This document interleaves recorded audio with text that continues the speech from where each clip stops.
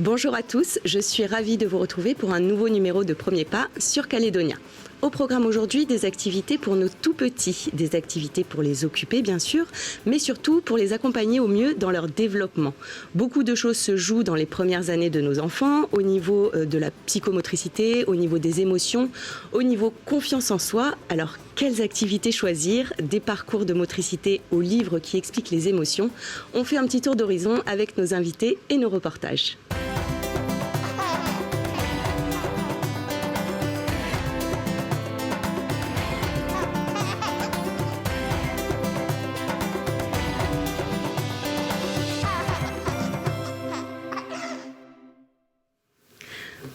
Bonjour Priscilla. Bonjour Mara. Merci d'être avec nous aujourd'hui. Tu es la maman d'Ilissa qui a 10 ans et d'Aren Kali, ton fils, qui a 2 ans bientôt. Oui. Comment tu décrirais ton petit garçon en termes de développement?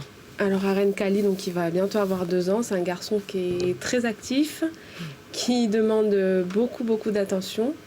Et en même temps, comme il a sa sœur à la maison, ça permet de tempérer un peu parce qu'il limite et elle a déjà un caractère un peu plus posé, donc ça nous aide aussi. Mais c'est un garçon qui est bien dynamique. Ok, bon, tu nous parleras un peu de ce que tu lui proposes comme activité et de ce que ça lui apporte aussi. Et nous aurons aussi les conseils du docteur Hélène David. Bonjour. Bonjour. Merci d'être avec nous aujourd'hui. Tu nous expliqueras le rôle que jouent les activités dans le développement des tout-petits. Tout à fait. Allons-y. Alors, il y a beaucoup de facettes différentes quand on parle du développement du jeune enfant. On va commencer cette émission par le côté un peu motricité. Et puis ensuite, on s'intéressera plus au côté émotion, confiance en soi, qui a une grosse importance également dans le développement, évidemment. Je vous propose de rentrer tout de suite dans le vif du sujet avec une activité qui est proposée dans de nombreuses structures, dont les crèches. C'est la Baby Gym. On va s'asseoir contre le mur. Attention, c'est tout mouillé par là. Dans cette crèche de Nouméa, c'est l'heure de l'atelier Baby Gym pour le groupe des grands.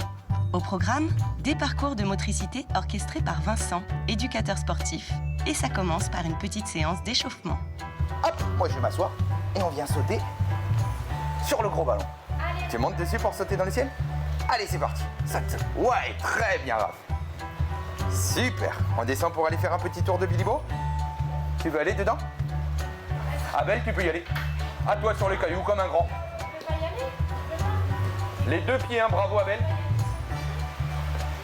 Oh, attention, hein, celui-là il est tordu, tu te souviens? Attention de ne pas tomber. Hein. Après la mise en jambe, les parcours vont s'enchaîner.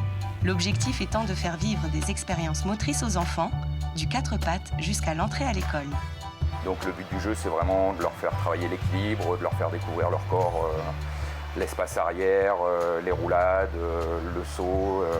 Et après, si moi je décèle un petit souci quelconque, moi j'en parle aux nounous qui en réfèrent aux parents et qui voient.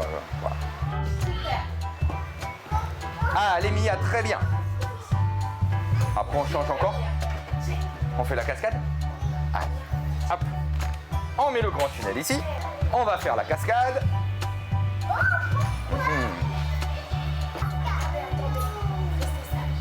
Allez, on fait attention, on voit pas. Hein. On touche bien avec les mains pour descendre doucement. Hein. Tu te souviens, Abel? Super. Quoi? Ça tombe? Mais non, ça tombe pas, je le tiens. Tommy, t'as oublié d'aller te cacher et de faire le bateau. Bravo, Abel. Très. Un moment d'amusement, une coupure dans le quotidien à la crèche, mais surtout des bénéfices importants pour leur développement moteur. Ça leur permet de connaître un peu leur corps. Donc là, nous, on travaille aujourd'hui, on n'a pas fait, mais c'est vrai qu'avant de faire la roulade avant, on travaille la roulade arrière. Donc je les allonge sur un point incliné, je leur apprends à rouler, à bien rentrer la tête et tout ça. Donc là, c'est vraiment une découverte de leur corps pour qu'ils puissent après évoluer dans des milieux différents, avec leurs parents dans les parcs ou ici avec les copains et tout ça. Voilà. Merci à Vincent. Ouais, bravo Mia. Bravo Abel. Maïna, bravo Maïna. Super. Ah, merci Raph. Bravo Rose, merci Rose. Tata. Ah, c'est le petit train là, ça y est. Hop.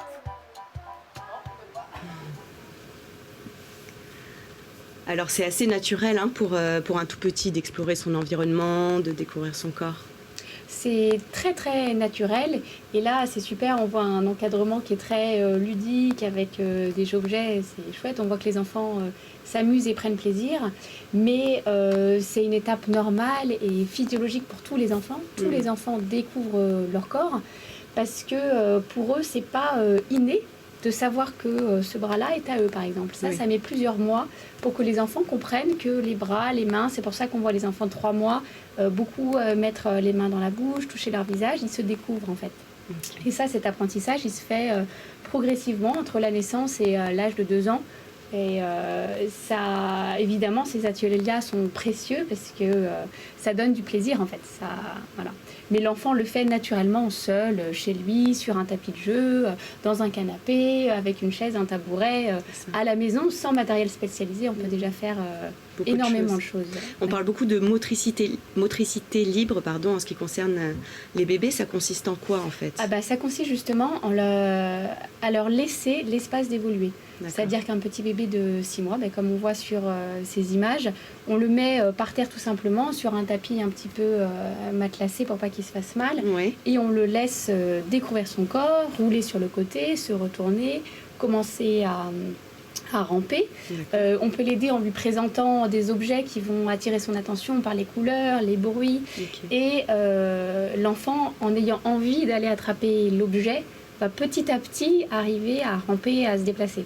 Donc ça passe parfois par des moments de frustration où l'enfant, il n'a pas encore compris comment mettre un pied devant l'autre, comment arriver à se déplacer. Mais c'est très court en fait, et en quelques jours, il arrive à aller atteindre l'objet qui l'intéresse. Est-ce qu'il y a des choses à ne pas faire pour la motricité libre? Ce qu'il ne faut pas faire, c'est laisser trop longtemps un enfant dans un transat. D'accord. Ce que malheureusement on fait tous en tant que parents parce que c'est pratique et que quand on a du boulot, on n'a pas forcément le temps et tout ça.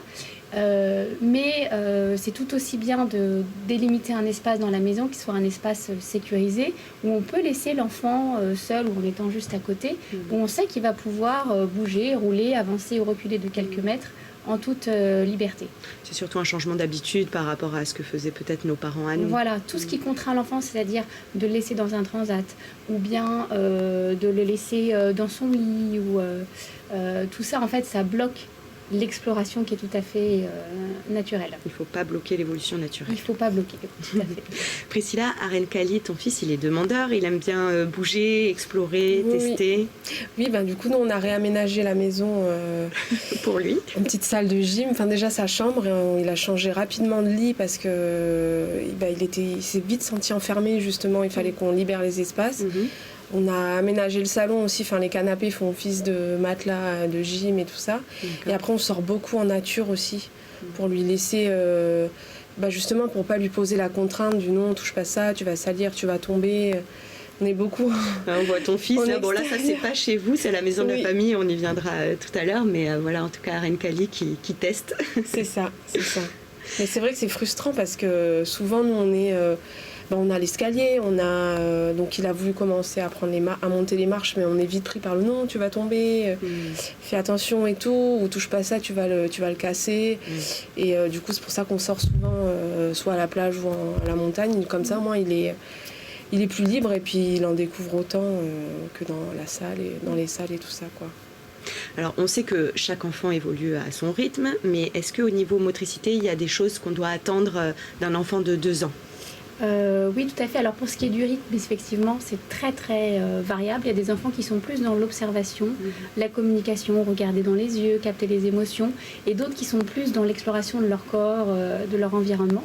Donc je dis ça pour pas que les parents s'inquiètent quand ils comparent avec les enfants des copains qui ne sont pas au même stade. Quand on évalue le développement d'un enfant, c'est dans sa globalité. Mais globalement, ce que fait un enfant de 2 ans, c'est qu'il court. Il court relativement vite. Oui, ça va. Voilà. Il monte les escaliers. Si les marches ne sont pas trop hautes, souvent ils commencent à alterner directement les pieds. Parfois ils font un petit stop, les 2 pieds sur la même marche. Voilà. Ça c'est progressivement. S'ils ont des petits camions là sur lesquels ils s'assoient, ils arrivent à pousser avec les 2 pieds en même temps pour avancer sur un camion. Ils commencent à pouvoir lancer une balle et shooter dans une balle sans se tenir, avoir l'équilibre suffisant pour jouer au ballon. Voilà, globalement, c'est ce que fait un enfant de 2 ans. Et sauter aussi, bien sûr, évidemment. Alors, Aren Kali, on le disait, il est très actif, Oui. tu l'emmènes souvent en extérieur et tu l'emmènes aussi souvent à la maison de la famille à Rivière-Salée. Pourquoi? Oui, la maison de la famille, parce que déjà ça me permet, comme il n'est pas en crèche, de voir d'autres enfants. C'est toi qui t'occupes de lui. Voilà, je m'en occupe à temps plein. Et la maison de la famille, il y a justement la bougeothèque. C'est là qu'il Voilà, est donc, sur les images. Ouais. Voilà, où on le voit. Et c'est un espace où justement c'est matelassé, il peut sauter de partout, il y a des petites structures sur lesquelles il peut évoluer. Et puis il y a les ateliers, il y a aussi ça me permet de rencontrer les autres mamans, Oui. de pouvoir échanger justement, voilà, savoir un peu où est-ce qu'on en est chacune, se conseiller. Et puis bénéficier de ce que propose aussi la maison de la famille, notamment les ateliers. Mais il apprécie particulièrement la Bougeothèque, oui. En tout cas, c'est un endroit qui gagne à être connu. Beaucoup d'ateliers y sont proposés. Nous y sommes allés, nous avons assisté à l'un d'entre eux, entre motricité et émotion, un atelier d'éveil musical. On regarde.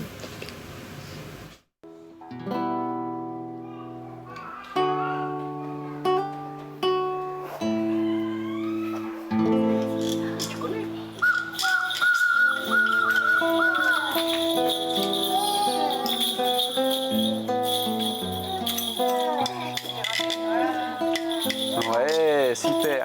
Alors aujourd'hui, on va faire connaissance un petit peu. Et je suis là pour vous faire écouter de la musique.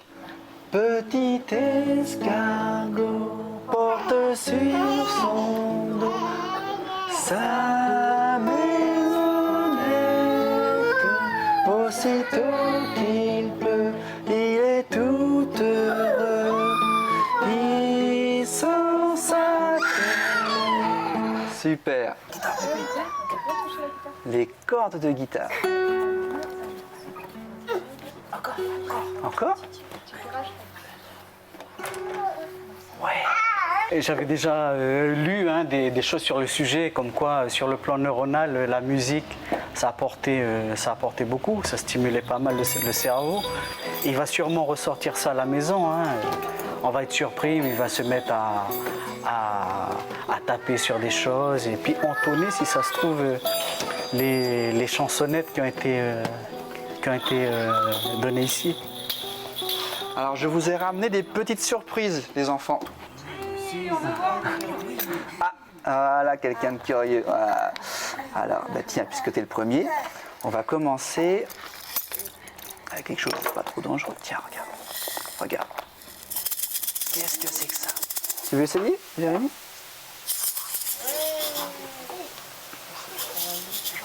Alors, je continue. Alors ça, je sais pas du tout ce que ça peut être. Ni à quoi ça peut servir. Regardez par ici. Une flûte. Tu souffles? Tu souffles dedans? Ah, tu sais ce que c'est? L'éveil musical, c'est d'abord, je pense, l'écoute. L'écoute est primordiale, donc je pense que même chez les femmes enceintes, quand on fait écouter de la musique aux tout petits, ceux qui ne sont pas encore nés, c'est très très important, ça fait développer plein de choses. Ça développe l'écoute, l'attention, être réceptif, savoir répondre à une question, savoir mettre une couleur, quelque chose sur un son, sur un instrument de musique, ça fait grandir, ça fait grandir.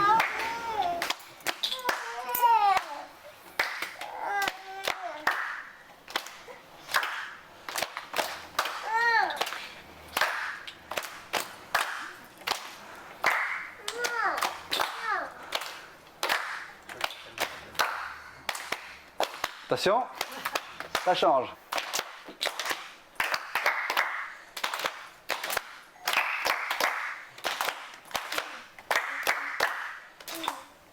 Ouais, bravo.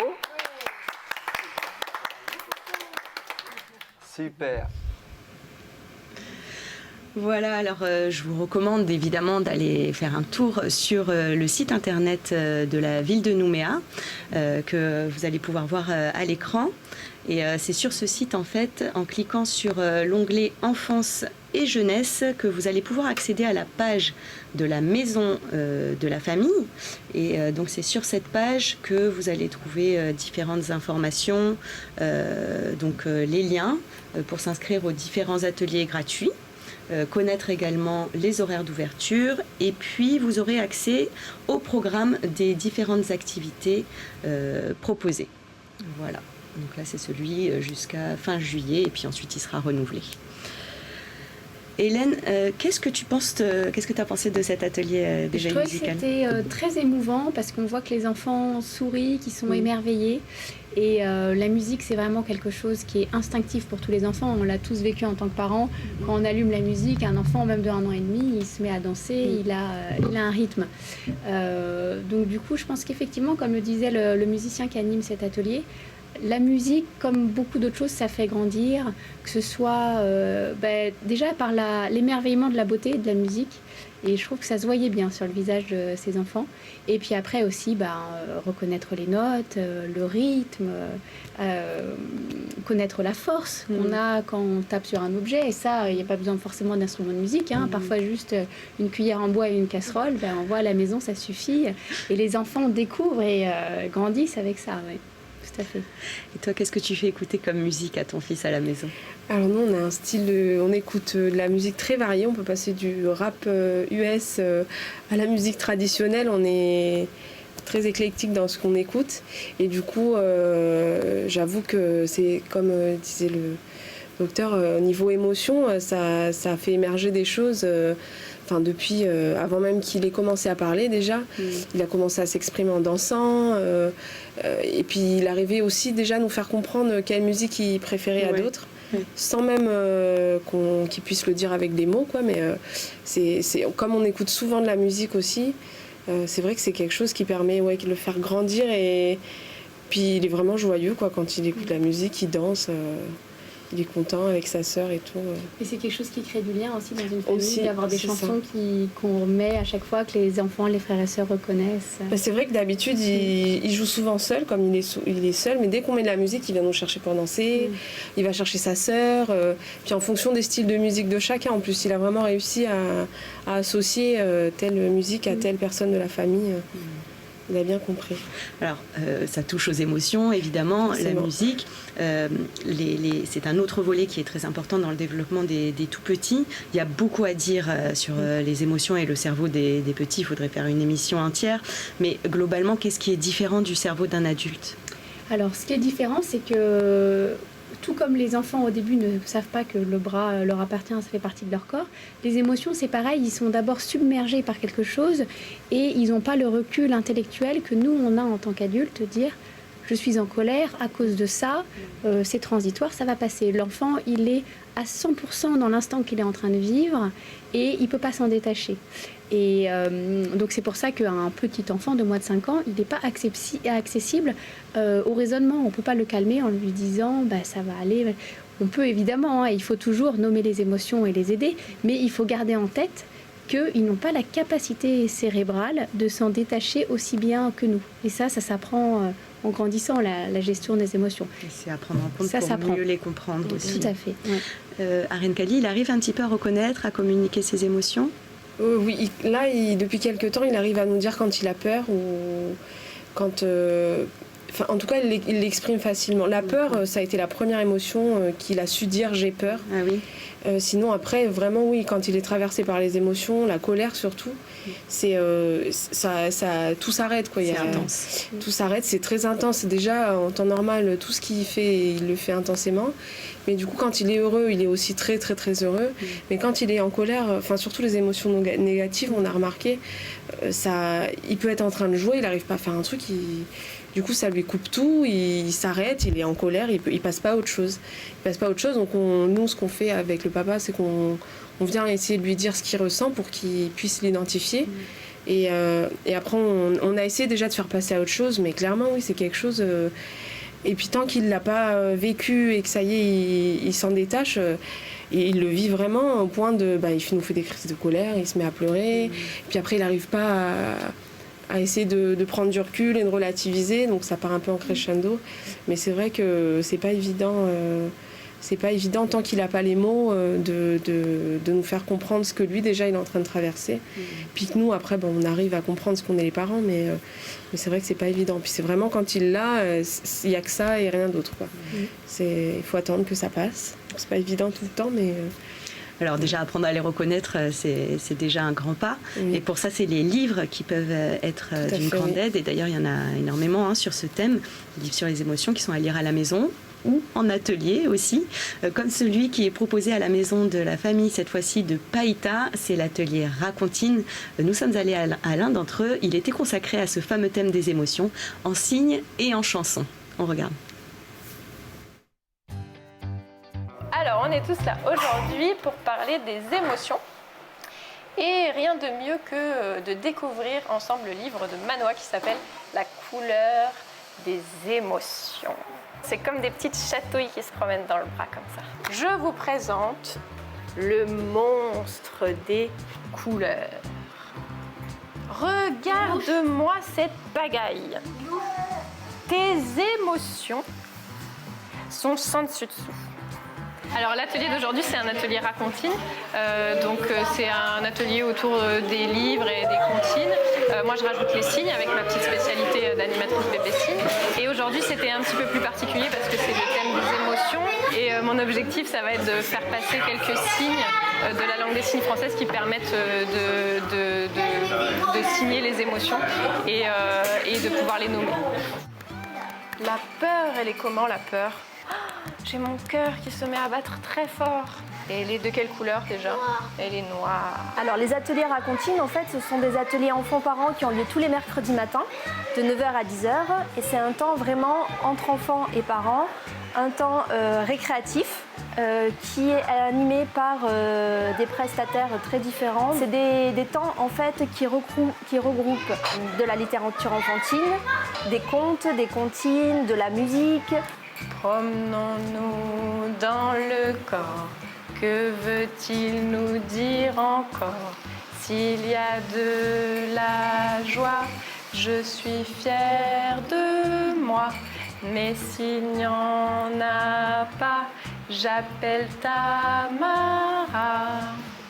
Tamara, où es-tu ? M'entends-tu ? Je sens de la colère. Ça fait quoi quand on sent de la colère ? Comme s'il devenait incontrôlable, c'est ça.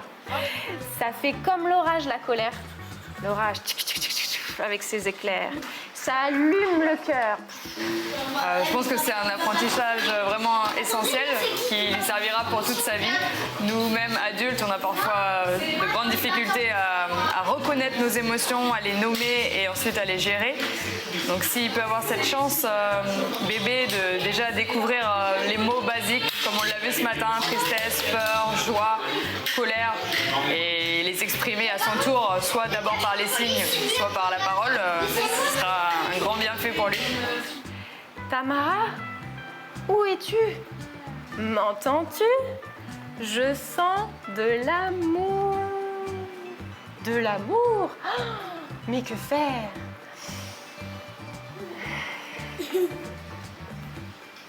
Bravo !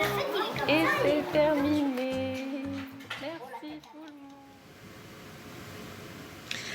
La Maison de la Famille de Païta, elle a aussi une structure qui gagne à être connue. Elle est gérée par l'association La Croix-Rouge. Donc, pour vous tenir informé, c'est sur la page Facebook de la Croix-Rouge française en Nouvelle-Calédonie que ça se passe. Dans l'onglet événements, vous aurez accès à tout ce qui est proposé. Donc, les ateliers Racontine qui ont lieu tous les mercredis, mais aussi les autres activités proposées.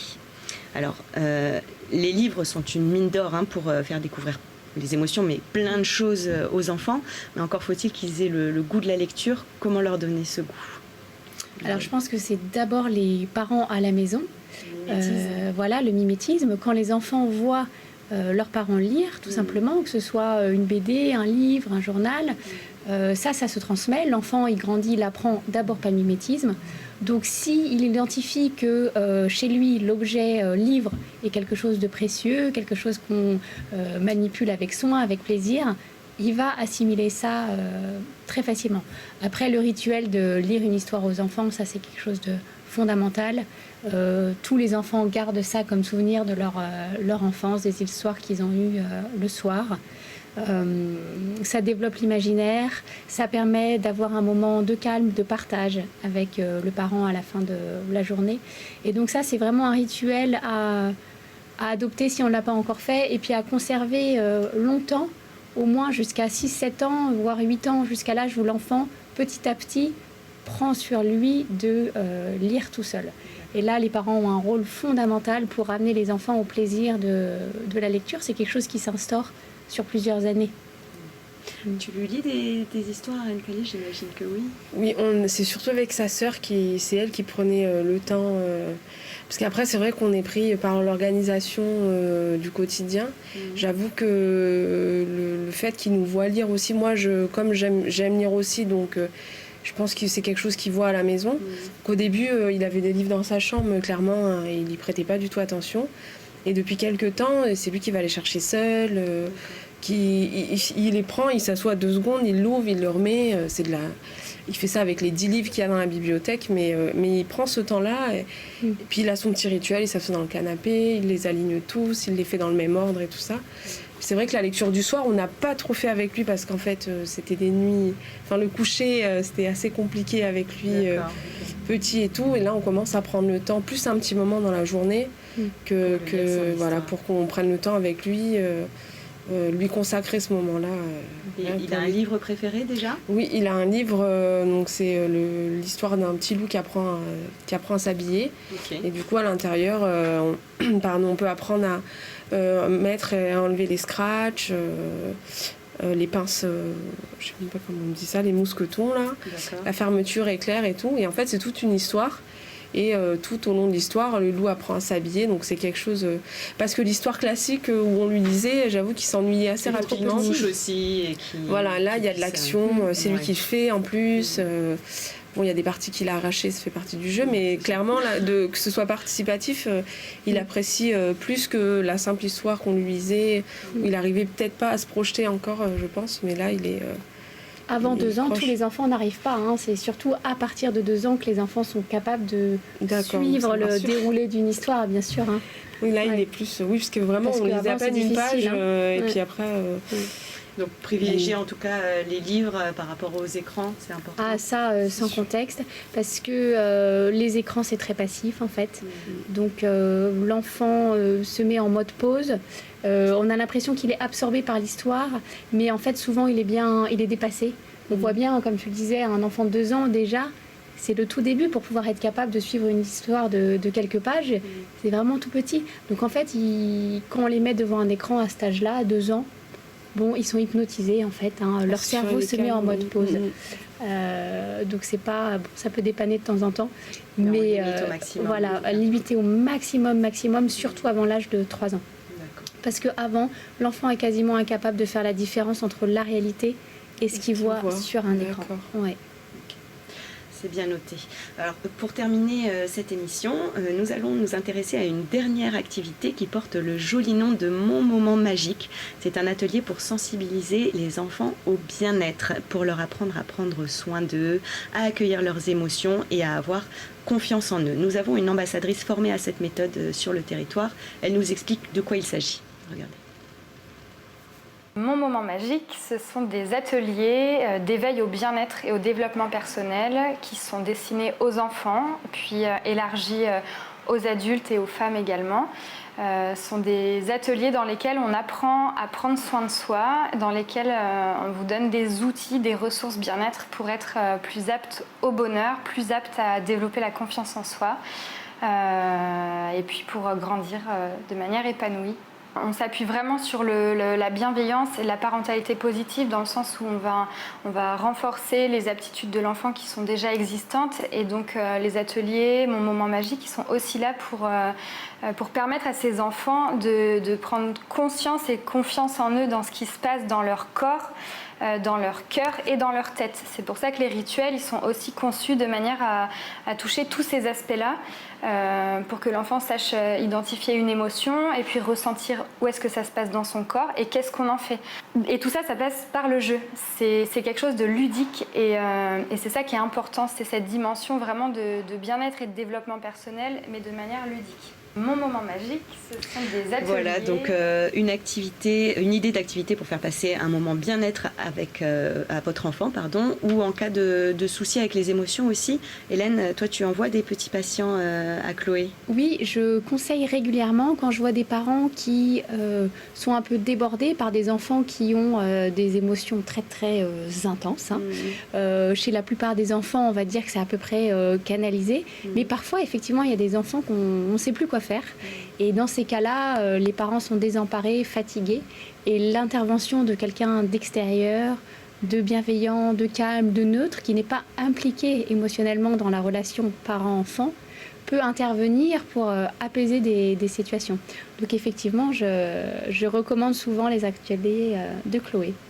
Très bien. Alors, j'aimerais qu'on termine en prenant un peu de recul par rapport à tout ça. On a vu beaucoup d'ateliers dans cette émission et quand on parle de ces activités pour les aider dans leur développement, il n'y a pas d'obligation réelle de les inscrire à tout un tas d'activités. En fait, ce sont plutôt des bonus, des bons moments à passer pour eux et pour nous aussi d'ailleurs. Mais le plus important, c'est dans la vie de tous les jours, c'est de les impliquer. Oui. Exactement. Pour les enfants, tout est émerveillement. C'est-à-dire que le chant d'un oiseau, ou bien le bruit du camion poubelle qui passe. Tous les parents connaissent le bonheur du camion poubelle. Rien que ça, pour un enfant de 2 ans, c'est extraordinaire. Donc, moi, je donnerais comme conseil aux parents d'observer leurs enfants et d'être à l'écoute des petites choses de la vie. Comme je disais, la casserole sur la cuillère en bois avec la casserole. On a tous à la maison tout ce qu'il faut pour aider nos enfants à se développer. Le plus important, c'est le temps et l'attention qu'on leur porte, une intention vraiment être dans l'instant présent. Les enfants, ils ont cette qualité extraordinaire que souvent adultes on perd, qui est la qualité de la présence dans l'instant. Et on peut vraiment apprendre beaucoup d'eux en se connectant à eux là-dessus et en partageant des petites activités du quotidien, même à la maison et même sans matériel spécifique. Ça te parle, Priscilla? Oui, moi j'avoue que j'ai eu un temps où je me culpabilisais d'être à la maison sans rien faire avec lui. Et en fait, je me suis rendu compte qu'il était avec moi quand je faisais la cuisine, quand on fait le jardin, quand on s'occupe de la maison, toutes ces choses-là. Et après, je me suis enfin apaisée moi en me disant non, finalement, au niveau de son développement, il est très bien aussi. Les ateliers, c'est bien parce que voilà, ça permet de voir du monde, tout ça. Mais après, oui, à la maison, il y a tout ce qu'il faut. Enfin, je veux dire, tout peut faire office d'atelier, entre guillemets. Mais il fallait que je l'accepte et que je m'y consacre vraiment. Et du coup, là, maintenant, il s'émerveille de tout en plus. Donc, c'est même moi, des choses qui me paraissaient banales, entre guillemets, comme je le rejoins lui, plutôt que de le faire venir à moi, je m'émerveille autant que lui. Donc c'est bénéfique aussi pour toi. C'est ça. C'est lui qui devient en fait l'animateur de l'atelier, quoi, entre guillemets. Donc voilà, donc avoir en tête que beaucoup de choses se jouent effectivement dans les premières années de nos enfants, mais ne pas s'en faire non plus une montagne, à s'inscrire à tous les ateliers possibles et inimaginables. Merci beaucoup à vous deux d'avoir été là aujourd'hui. Avec plaisir. Merci à vous à la maison de nous avoir suivis. On se retrouve le mois prochain et en attendant, l'émission est disponible en replay sur le site de caledonia.nc. Je vous souhaite une très bonne soirée sur Calédonia.